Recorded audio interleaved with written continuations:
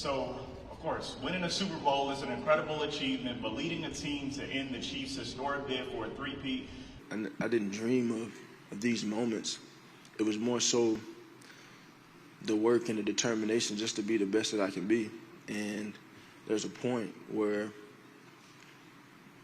I realized I couldn't put a limit on myself, you know, if I had the right mentality and the right approach and the right effort. And so when you host those trophies, it's more so about the journey and less about the results. Obviously, we're going to be judged for results, but you know that's for everyone else to talk about. But the journey is what builds us and makes us who we are. And when you play a team sport like we play, you know, so many things are built, so many lives are changed, all from the energy and efforts that are put into it. And so to be able to bring a championship back to Philadelphia means everything. Last question, Dave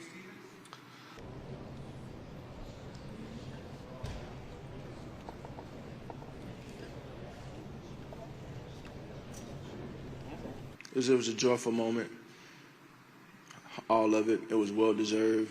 You know, one thing that I've talked to everyone about is, you know, the importance of team football together. Everyone achieves more. And even bigger, the selflessness that everyone has to have a level of selflessness to achieve great things as a group and as a unit and be truly committed to what the mission is, and that's winning. And then, you know, the old cliche, defense win championships, you know, the way that they've been able to play all year, new pieces, guys stepping into new roles, young guys coming in and flying in and playing a huge impact. It took a collective effort on their side, and I couldn't be more proud of them. Middle right. Makes this even more monumental when you think about the legacy that you're building, not only as a champion, but as a leader. The work continues, you know, and the fire was ignited, and that, you know, sure, people add fuel to it, but ultimately that's something that burns internally and within, and just very thankful. Thankful for the highs and the lows, because I know God is greater and has his hands on me through the highs and the lows. And just take it a moment at a time and try and be there in the moment, you know, and just roll with it. Thank you, Jalen. Thank you. Thank you, everyone. Thank you.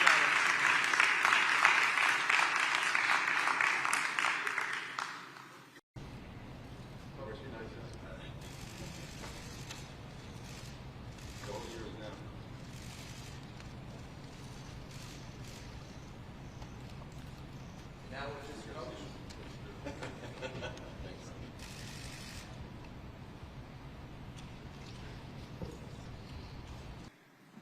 You know, what you see on any given Sunday. The Any Given Sunday talk by Al Pacino was really awesome, but it don't work that way, right? Yeah, you know, my job is not to inspire them. It's just to, you know, it's more to just remind them of the things they already know.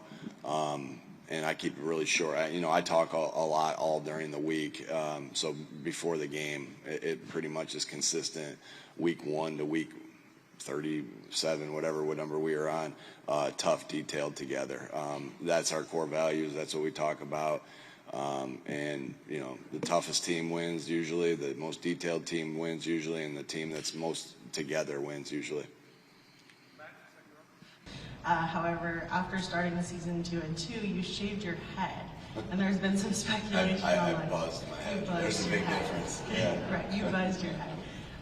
So to start? That has nothing to do with it. It's all about your habits and how you go about it. Like, I literally had no time to get a haircut on the Friday, and so I buzzed it. And that has nothing to do with it. Again, it's your habits every day. Our team had great habits that prepared us to win. each and every week, with the way they practiced, with the way they met, with the way they walked through, with the way they connected, all those things. You know, I am the last person that's superstitious because I believe it's your habits that make you who you are. Thank you. Thanks. My wife didn't like the buzzed head either, so I'm probably not going to do that again. Walking into the locker room, seeing the party, seeing the celebration, what thoughts did you have then?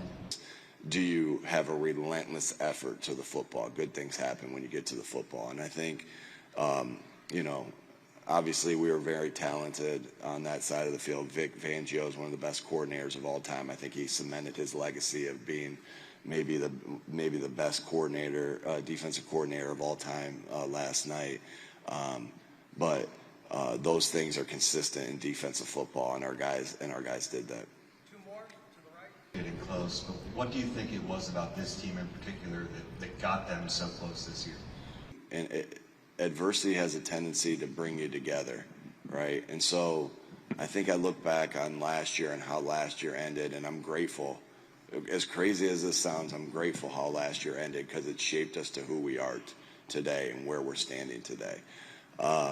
And the adversity at the beginning of the year, and shoot, the adversity through the season, through injuries, through ups and downs, through everything. I think that when you embrace adversity, it does something to you, right? It does something to you personally, right? Each and every individual on that football team, you know, the adversity does something to you, and it does something to you as a football team as well. So our guys, I think that could be the biggest attribute. They work their butts off to connect. Hey, thank you, Coach. Thank you.